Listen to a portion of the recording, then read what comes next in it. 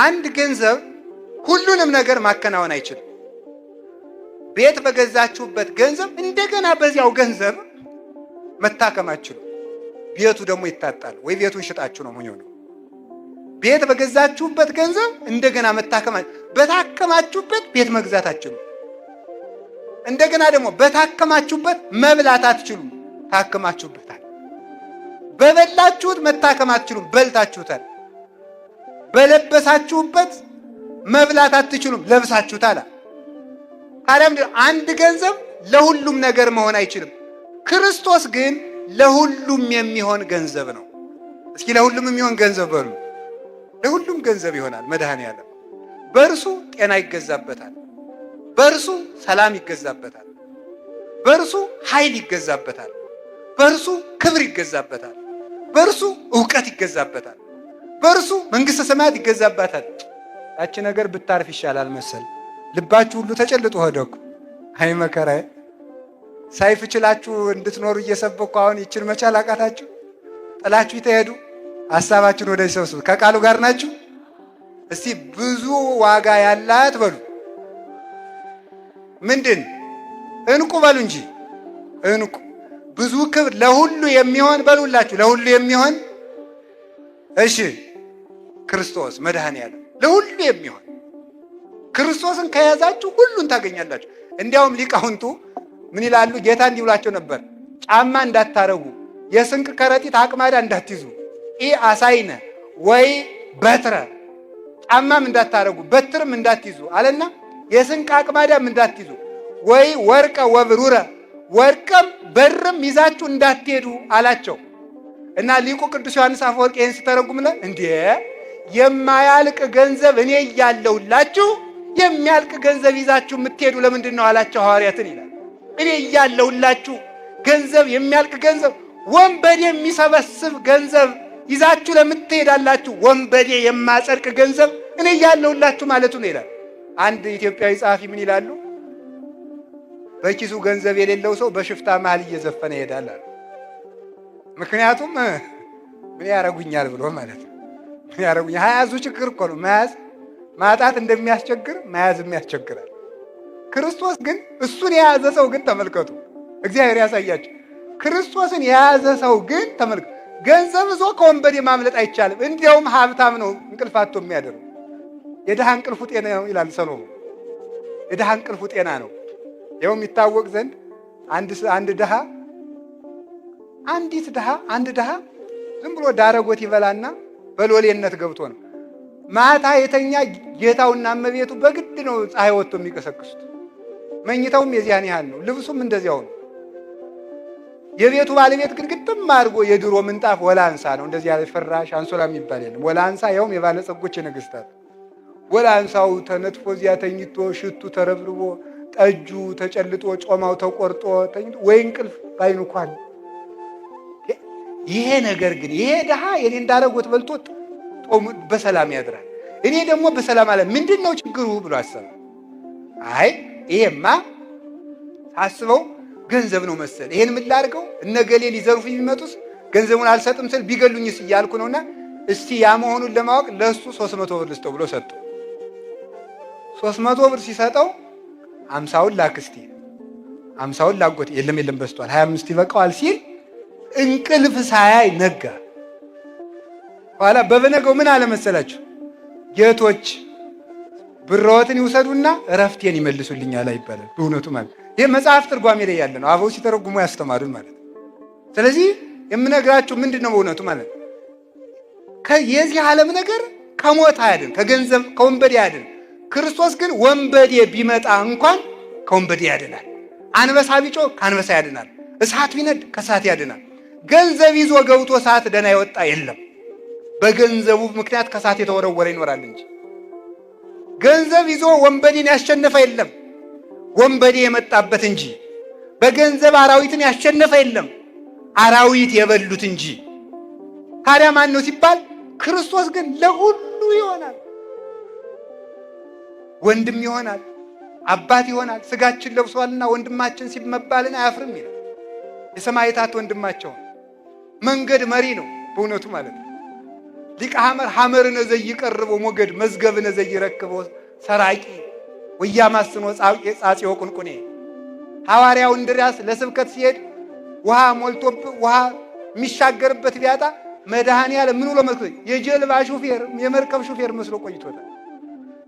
በነፃ እየነዳ ወስዶ ያሻገረ ስል ለረሃባችን ስንቅ የሚሆን ለረሃብም የሚሆን የሕይወት እንጀራ፣ ለጥምም የሚሆን የሕይወት ውሃ፣ ለመከራ የሚሆን አምባ መጠጊያ አለት እግዚአብሔር ኃይሌየ ወፀወኔየ ወእትወከል ቦቱ እስመ ውእቱ ምእመን አለየ ሕይወቴየ ወመኒ ጸብአኒ ታይን እይፈራሃኒ ልቤ።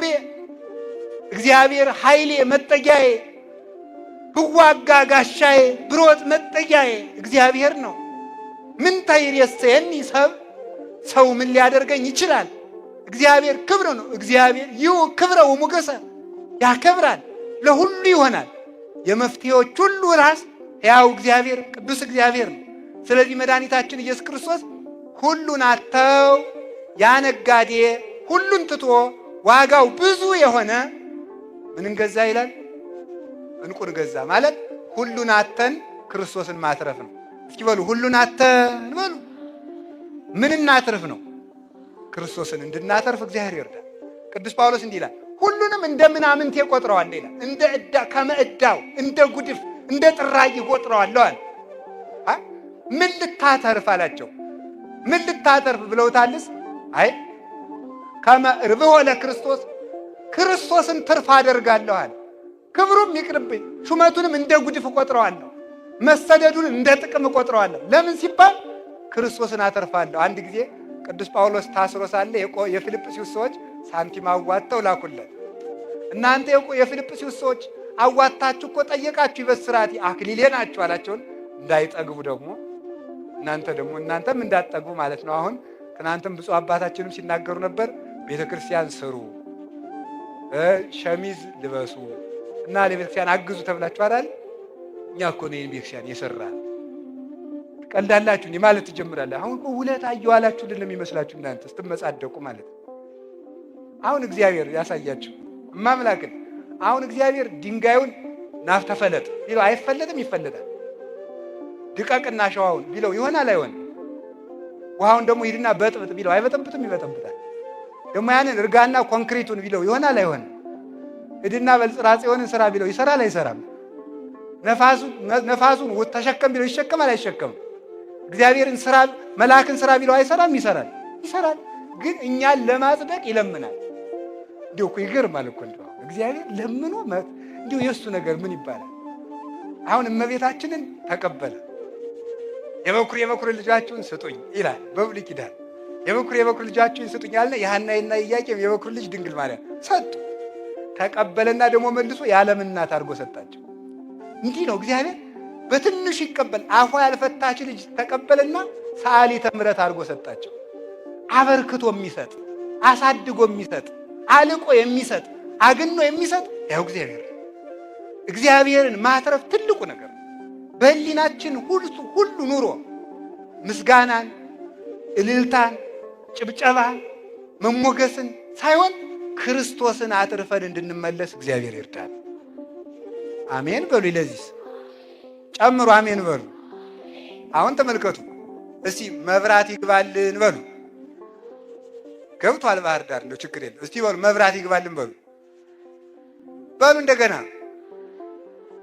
እሺ መንግስት መብራት አግብቶ ውሃ አይተው ምክንያቱም መብራት አይጠጣም በሉ።